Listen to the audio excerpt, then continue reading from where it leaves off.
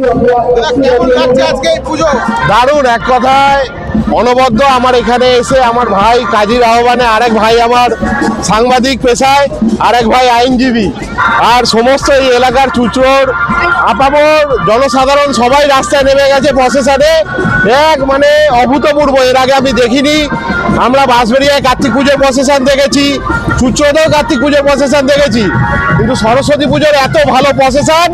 এবং সব থেকে বড় কথা, প্রশাসন যেভাবে দায়িত্ব নিয়ে সামলাচ্ছে, চুচড়ো থানার আইসি সাহেব, সমস্ত আধিকারিকরা, আর 8 থেকে 80 সমস্ত বাচ্চারা, ছোট্ট ছোট্ট বাচ্চারা ভলেন্টিয়ারের দায়িত্ব নিয়ে যেভাবে রাস্তায় মানুষকে নিয়ে, এত বড় প্রশাসনকে নিয়ে, প্রশাসনগুলোকে নিয়ে, প্রত্যেক মূর্তি নিয়ে যেভাবে সুন্দরভাবে সুশৃঙ্খলভাবে এগোচ্ছে, এ না দেখলে মিস করতাম অনেক বড়।